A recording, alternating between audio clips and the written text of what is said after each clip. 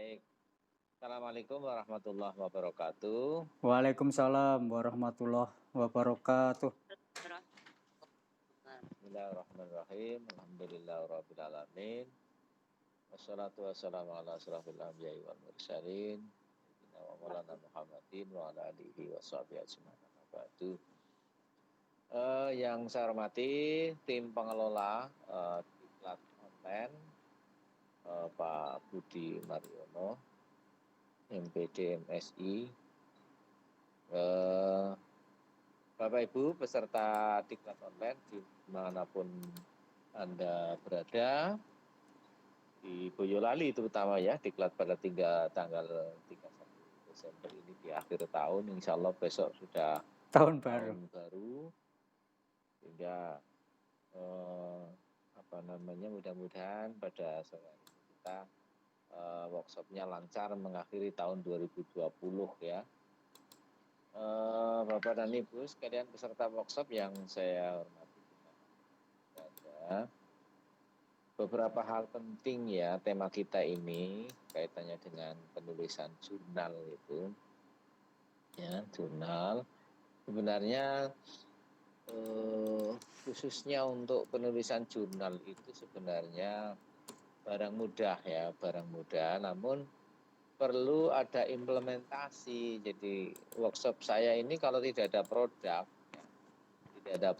ya nggak ada artinya. Bapak Ibu hanya dapatkan sertifikat, katakanlah ya, mohon maaf, itu nggak ada artinya bagi saya. Artinya Bapak Ibu mestinya harus ada produk setelah itu. Kapanpun ya, dari hasil share dengan saya nanti ini harus ada produk. Syukur bagai Bapak Ibu sudah punya artikel yang bisa segera disubmit gitu. Nah sekarang nanti saya sampaikan trik-trik menulis, bagian pendahuluan harus seperti apa, urut-urutannya seperti apa gitu ya. Nanti harus semua Bapak Ibu itu saya yakin bisa. Apalagi kalau offline ya, artinya saya bisa ketemu langsung dengan Bapak Ibu dan saya tunjukkan per kalimat begitu. Ini isinya ini. Kalau di bagian ini isinya harus gini. Wah, pasti insya Allah bisa. Ya. Saya juga bermula dulu pengalaman pribadi saya itu ketika hal yang seperti ini juga kayaknya anggapnya susah ya, tapi lama-kelamaan karena sudah terbiasa ya enak saja. Saya itu setiap semester pasti 2 artikel itu terpublish. Sampai hari ini saya sudah punya tulisan sekitar ada yang bereputasi internasional, indeks Scopus sudah ada 4. Kalau yang jurnal internasional total ada sekitar 16 jurnal. Tahun ini insya Allah masuk lagi 2. Jadi gitu memang pekerjaan saya nulis, publish. Jadi komunikasi kita ya dengan teman-teman dimanapun berada itu ya komunikasinya lewat tulisan. Nah, jadi diupload gitu ya. Terutama Bapak dan Ibu guru ini yang ASN terutama ya, itu kan wajib di dalam kenaikan pangkat sekarang itu harus ada publikasi. Ini. Makanya kata pengelola ini Pak Budi ini sangat penting sekali ini. Workshop yang dilakukan secara online itu penting di era pandemi ini. Ya, kalau tidak era pandemi mungkin Pak Budi nggak melakukan secara online, mungkin secara offline gitu ya, dari kota ke kota. Ini penting. Artinya begini bahwa publikasi itu kalau dulu mungkin sesuatu yang sulit, sesuatu yang berat ya bagi kita. Tapi sekarang ini karena sudah menjadi kewajiban. Apalagi Bapak dan Ibu yang mau naik pangkat, katakanlah mau ke 4A, 4B, wajib publikasi karya. Apapun ya publikasinya tetap harus publikasi. Nah itu ya, yang namanya PKB ya. PKB itu singkatan dari pengembangan keprofesian berkelanjutan kalau nggak salah. Itu bagian dari upaya sebagai syarat untuk kenaikan penilaian kinerja itu baiknya itu idealnya ya publikasi. Dan ini di era industri ya sekarang, di era destruktif industri ya, di era revolusi industri nanti. Di tahun depan pun akan lebih ketat lagi bahwa Bapak Ibu ketika mau naik pangkat tulisan Bapak Ibu, karya ilmiah Bapak Ibu harus bisa ditelusuri secara online lah. Kalau untuk bisa ditelusuri secara online kan pasti pasti publikasi gitu ya, pasti harus dipublikasi. Dan ilmu yang sangat berharga itu ketika Bapak Ibu itu bisa mempublikasikan karyanya dibaca oleh dunia dan tidak akan hilang selama linknya itu masih ada, nggak akan hilang, semuanya akan bisa dibuka ya, sama jaringan internet kita ada. Beda dengan buku, misalnya buku atau makalah gitu yang kita jilid rapi, simpan di rak-rak buku, suatu saat akan punah, saat akan ini. Tapi ketika kita publikasi, punya DOE-nya, wah itu selamanya bisa kita unggah gitu. Ya, oleh karena itu penting, terutama Bapak dan Ibu sekalian ini, terutama para guru-guru ini SMA, SMK, ini penting sekali. Maka ini momen penting menurut saya kita share dengan para narasumber dari tadi Pak. Nah itu. Jadi terkait dengan publikasi ini menurut saya adalah satu kondisio sine qua non, artinya sesuatu yang mutlak harus dimiliki oleh para guru semuanya. Kalau awal-awal memang untuk dosen wajib publikasi karena untuk mempertahankan status sebagai dosen, statusnya bisa diberi tunjangan sertifikasi gitu, itu wajib ada publikasi kalau dosen. Nah, kalau guru itu nanti suatu saat juga begitu. Saya membayangkan tahun ini aja sekarang guru sudah dituntut ada PKB, ada macam-macam. Tahun depan itu ya saya kurang tahu tahun berapa nanti kemajuan teknologi ini para pengusul, angka kredit dan sebagainya itu harus ada bukti publikasi. Nah, gimana sih cara publikasi yang nanti akan saya jelaskan ini? Sebenarnya publikasi itu enggak begitu sulit-sulit, asalkan kita itu konsisten. Jangan sampai kita copy paste gitu. Pasti nanti ada reviewer dari review jurnal. Pasti nanti akan ada jalan keluarnya. Katakanlah misalnya tadi kayak Bu Sri nulis bla bla bla bla gitu ya, direview oleh siapa, pasti ada catatan ya. Ketika catatan itu direvisi kemudian nanti di submit kembali kepada redaksi jurnal, pasti akan dimuat gitu. Nah, hanya saja sering saya katakan di forum ini, jangan sampai Bapak Ibu itu memasukkan artikelnya pada jurnal yang notabene-nya jurnal abal-abal. Ini bahaya. Jurnal abal-abal itu maksudnya jurnal yang sebenarnya tidak memiliki ruang redaksi. Hanya dia itu ya pokoknya abal-abal gitu. Harus hati-hati. Oleh karena itu ketika kita akan mensubmit, nanti harus dicek dulu nama jurnalnya itu. Jurnal itu bisa diakses apa tidak, cara mengeceknya apa? Bapak Ibu bisa mengecek nomor ISSN-nya dan ESSN-nya, coba dicek. Sekian dicek di Google. Nanti akan keluar nama itu. Jika keluar nama itu betul-betul. Jangan sampai kita kemudian tidak melihat ke situ. Kita harus melihat cek ISN-nya dan ESN-nya ya,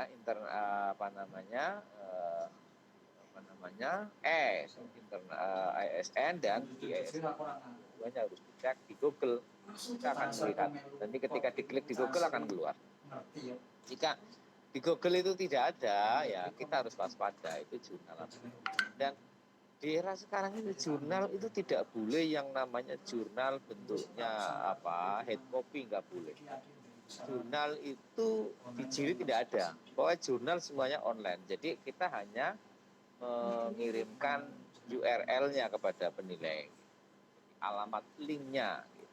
Ya, jadi kalau Bapak Ibu nanti nulis sudah punya alamat linknya, lah ini di http www sekian itu baru bisa diketahui bahwa itu sebagai jurnal yang patut di HKN. Baik Bapak dan Ibu sekalian, itu beberapa pengantar. Saya presentasikan dulu ini hal-hal yang terkait agar supaya kita runtut ya.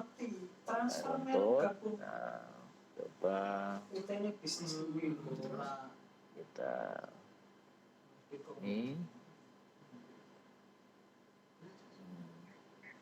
ya. Baik Bapak dan Ibu, ini sudah bisa dibuka, baca belum tulisan saya? Halo? Sudah, Pak. Sudah bisa. Oke, makasih. Nah, beberapa hal yang terkait dengan penulisan artikel ilmiah untuk jurnal. Yang pertama sebelum kita sampai pada ini yang perlu dicatat, ini juga perlu dicatat oleh Bapak Ibu. Nanti ketika Anda sudah punya artikel, submit ya ke jurnal harus dilihat. Yang pertama adalah ya guide for authornya, ya petunjuk bagi penulis. Ya, petunjuk penulis itu harus diperhatikan oleh Bapak Ibu. Jadi jangan sampai Bapak Ibu nulisnya itu sembarangan. Katakanlah oke lah ya, Bapak itu akan menulis mengirim artikel, bukan menulis, mengirim artikel ke jurnal misalnya, jurnal kependidikan misalnya gitu. Maka Bapak Ibu harus ngeklik juga dulu jurnal itu, lihat kita print out salah satu contoh atau sampel artikel. Kemudian yang kedua, kita ini lihat template-nya, template dari jurnal itu. Nah, setelah itu kemudian kita sesuaikan gaya selingkungnya, sesuaikan dengan jurnal itu yang kita tuju. Jadi jangan sampai saya juga sebagai reviewer ya, saya sebagai reviewer di berbagai jurnal, ada yang jurnal internasional, ada jurnal nasional ya. Internasional itu di Akademika UKM ya, di Universitas Kebangsaan Malaysia saya juga menjadi reviewer ya, di Akademika namanya. Kemudian di jurnal nasional itu ada di jurnal MJL ya, jurnal madrasah yang berkedudukan di Yogyakarta, ada di jurnal kependidikan, ada di jurnal IBDA. Saya menjadi reviewer ada sekitar 6 jurnal itu. Yang internasional tadi di UKM itu jurnal akademika. Nah, di sini Bapak Ibu, ya, pertama harus lihat mau kemana jurnal Bapak Ibu, tulisan Bapak Ibu itu nanti akan dikirim, akan disubmit. Oke, jika sudah menemukan kecocokan, karena jurnal itu nanti ya, Bapak Ibu akan melihat jurnal ini bidang apa. Misalnya Ibu itu bidang pendidikan, gitu ya.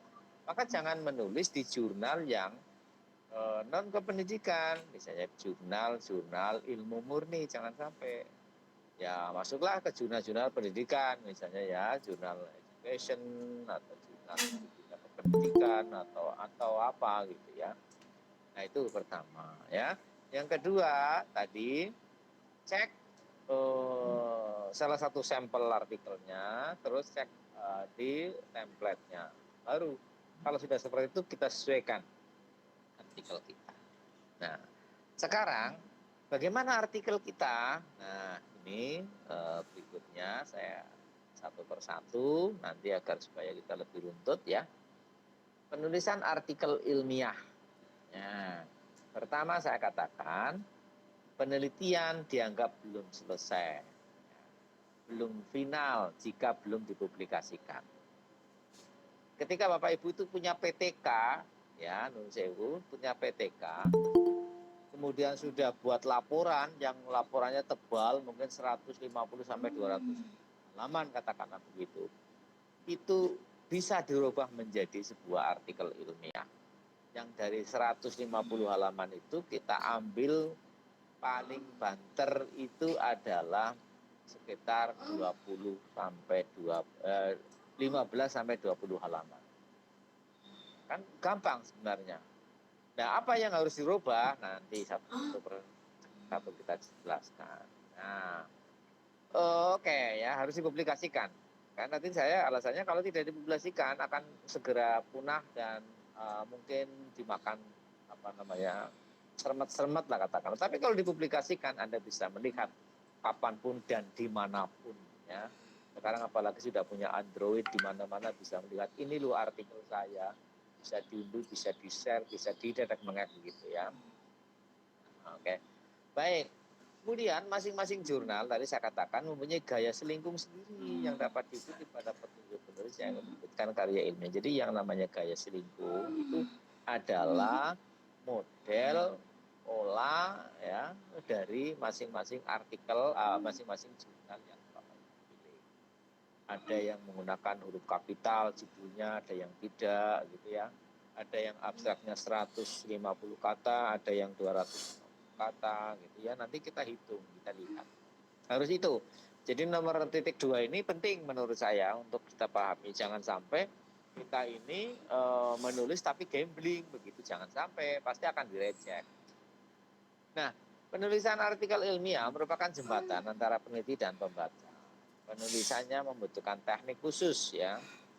Menulis artikel untuk dapat menulis dengan gaya bahasa sendiri. Ini mohon maaf. Jadi kalau copy paste pasti akan checklist di di pengecekan plagiarisme. Cek similarity. Setiap setiap artikel jurnal itu sudah memiliki cek otomatis. Ya. Cek similarity. Terus artikel ilmiah juga merupakan suatu bentuk kontribusi keilmiahan kepada pemajuan iptek dan dapat dipandang sebagai sarana promosi diri seorang ilmuwan. Jadi ketika Bapak dan Ibu, ya mohon maaf, ada satu atau dua karya yang terpublikasikan pasti akan mengangkat webometrik lembaga panjenengan, akan mengangkat jenengan di Google Scholar. Semakin banyak di Google Scholar itu dirujuk oleh banyak orang, maka rating jenengan semakin meningkat.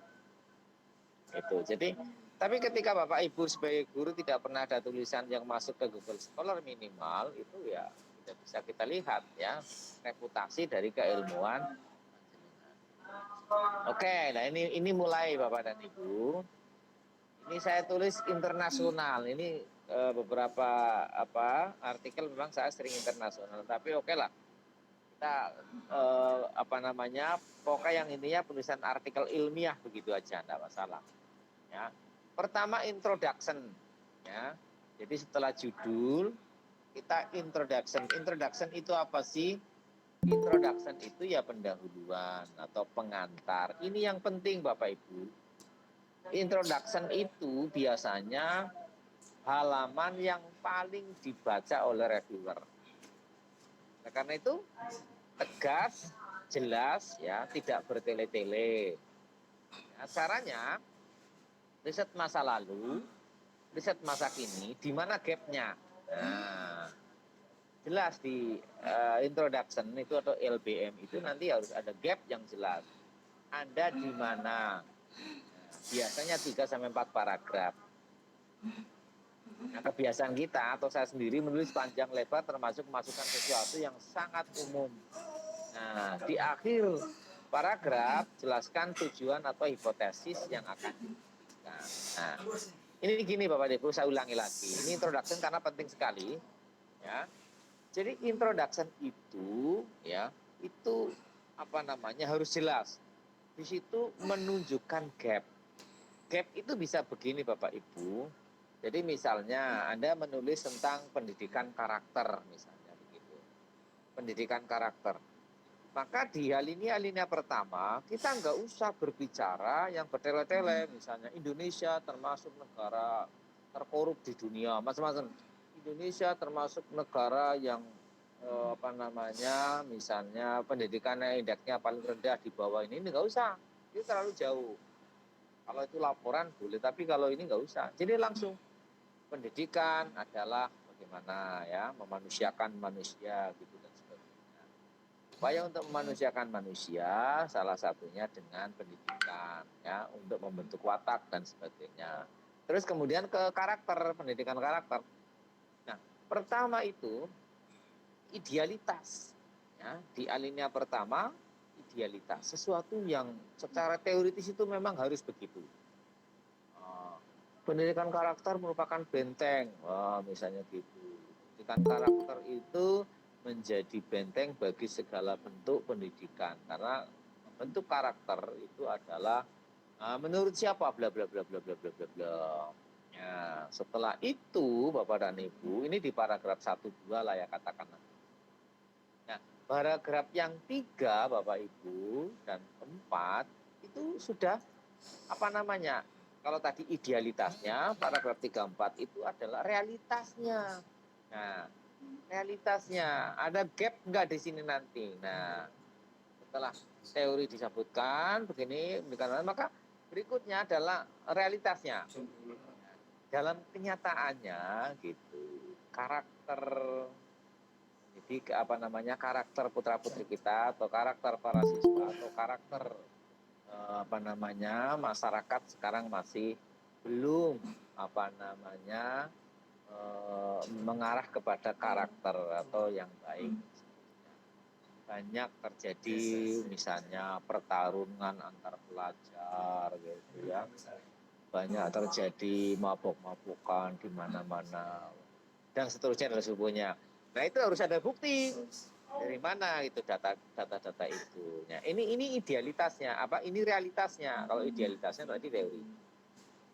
Realitasnya begitu. Nah, oke, setelah itu kemudian di akhir ya ini tadi katakan jelaskan.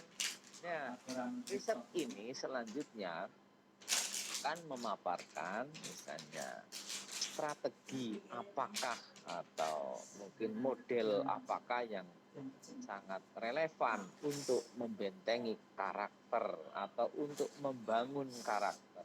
Nah, gitu. Di lembaga mana misalnya di SMA atau tingkat remaja di SMA mana. Gitu. Oke, Bapak dan Ibu, ini introduction ya. Jadi ada idealitas, realitas, dan solusi. Idealitas itu diambilkan dari teorinya seperti apa, realitas diambilkan dari kenyataan yang ada di lapangan hingga saat ini, dibuktikan dengan bukti apa. Nah, terus kemudian solusinya adalah apa sebenarnya riset ini, hakikat dari riset ini adalah untuk apa. Nah, itu. Sehingga di sini kesan pembaca itu akan tertarik, oh iya ini ada kebaruan. Inilah apa namanya ketertarikan ya, ketertarikannya itu di sini. Jadi tunjukkan ketertarikannya itu di introduction atau di pendahuluan. Begitu. Maksud enggak kira-kira Bapak Ibu? Halo. Halo, Jeff, Bro. Maksud enggak kira-kira paham enggak? Hah? Ye. Ya introduction. Ya introduction. Jadi nanti Bapak Ibu coba sambil kata kuncinya dicek di checklist, ditulis kata kuncinya. Nanti Bapak Ibu kalau yang sudah punya artikel disesuaikan dengan ini gitu. Disesuaikan gitu introductionnya. Nah, jelas nanti sampai terakhir sampai metodologi penelitiannya itu nanti sekitar 20 halaman gitu. Oke. 20 halaman 1,5 spasi. Oke, terus kemudian selain introduction itu sebenarnya selain sebelum metode itu ada yang namanya landasan teori. Maka setelah introduction landasan teori dulu. Nah, apa landasan teori? Maka Bapak Ibu biasanya kalau teori ini tidak dibaca oleh reviewer. Nah, oleh karena itu kata-kata kunci dari landasan teori itu misalnya tadi strategi pembentukan karakter misalnya judulnya, strategi pendidikan karakter di sekolah misalnya judulnya. Maka di sini di teori harus dijelaskan apa yang dimaksud dengan strategi, kemudian apa yang dimaksud dengan pendidikan karakter. Nah, gitu. Ya. Terus karena ini SMA mungkin anak perkembangan remaja atau akhlak remaja atau ya mungkin perkembangan psikologi anak remaja misalnya gitu. Harus dijelaskan di situ. Jadi ini teori. Kenapa teori ini? Teori ini diambilkan dari variabel yang Bapak Ibu gunakan. Ketika misalnya judulnya PTK ya, peningkatan prestasi belajar matematika melalui model pembelajaran kooperatif learning misalnya. Maka teori ini harus ada dua. Pertama, kooperatif learning, pengertian ya, dan juga langkah-langkahnya. Kemudian yang kedua, prestasi belajar. Hal yang mempengaruhi prestasi belajar, gitu. Jadi di teori itu adalah merupakan bagian dari variabel, penjelasan dari variabel. Ya, katakanlah kalau pendahuluan tadi kira-kira 3 halaman ya, introduksinya 3 sampai 4 halaman atau 3 halaman lah ya. Ya, kemudian teorinya mungkin 3 halaman. Berarti kalau 3 itu sudah 6 halaman. Ya, 6 halaman. Nah, atau mungkin introduksinya itu 5 halaman atau 4 halaman. Metodenya apa teorinya tadi 3 halaman. Jadi jangan sampai kemudian teorinya terlalu banyak. Oke. Berikutnya ini yang A introduction, yang B landasan teori, yang C metode. Metode itu metodologi. Nah, ditulis secara rinci Bapak dan Ibu. Misalnya metode atau di sini ditulis metode ya, metode saja gitu. Ya, metode 1 ya, atau angka huruf 1 ditulis misalnya ya. Jenis penelitian. Penelitian ini merupakan penelitian tindakan, misalnya katakanlah begitu, merupakan penelitian tindakan dengan menerapkan langkah-langkah siklus ya, dari mulai perencanaan, pengamatan, ya, pelaksanaan, pengamatan dan refleksi misalnya. Oke, terus yang kedua, selain jenis penelitiannya apa, metode pengumpulan data, setting. Penelitian ini di mana, kelas apa, begitu ya, alasannya apa. Kemudian pengumpulan datanya, ada observasi, ada wawancara, mungkin ada angket, gitu ya, ditulis. Kemudian berikutnya adalah analisis datanya. Ya kalau tadi dikatakan PTK ya berarti analisis dengan PTK.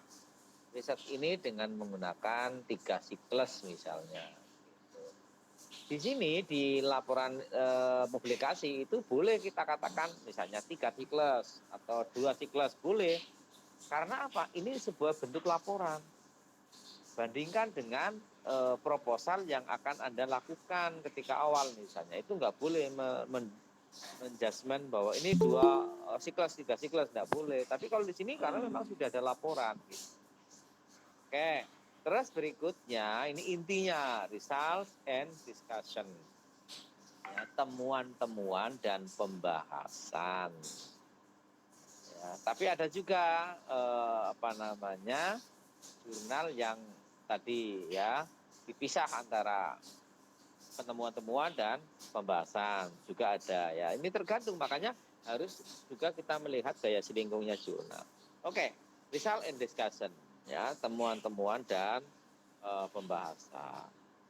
Di sini pun sekali lagi di temuan-temuan dan pembahasan ini tidak boleh Bapak Ibu itu mengulang-ulangi gitu apa yang ada dalam introduction. Nah, oleh karena itu di sini di result ya, temuan-temuan penelitian ini atau tulisan ini, artikel ini gitu menemukan beberapa poin penting. 1, nah kalau siklus tadi ya, riset ini pada siklus pertama ditemukan bahwa penggunaan metode kooperatif learning mampu meningkatkan prestasi belajar misalnya bla bla bla bla bla. Hal ini dibuktikan dengan misalnya hasil angket begini-begini. Kemudian digambarkan di situ, digambarkan tabeling ya hasil angket ya, terus bla bla bla bla. Terus yang kedua temuannya ada peningkatan ya antara siklus pertama dengan ke siklus berikutnya. Peningkatannya apa, di mana digambarkan. Kemudian yang ketiga misalnya temuannya adalah peningkatan siklus pertama dan siklus kedua dikarenakan apa. Terus yang ketiga juga kenaikan prestasi dari masing-masing siklus ini dijelaskan seperti apa. Oke. Ya, setelah itu kemudian ini kira-kira risalnya itu 3 halaman ya. 3 halaman. Kemudian discussion, pembahasan. Atas. Jangan sampai pembahasan itu ngulangi yang apa yang ditemukan. Nah, pembahasannya ya langsung pada masing-masing siklus dijelaskan bahwa ada peningkatan prestasi tinggal kita. belajar dengan menggunakan model cooperative learning. Ya. Peningkatan prestasi belajar ini disebabkan karena model pembelajaran cooperative learning. Cooperative learning itu memang merupakan salah satu strategi pembelajaran yang mampu mendorong siswa untuk meningkatkan daya saing, karena di dalam cooperative learning ada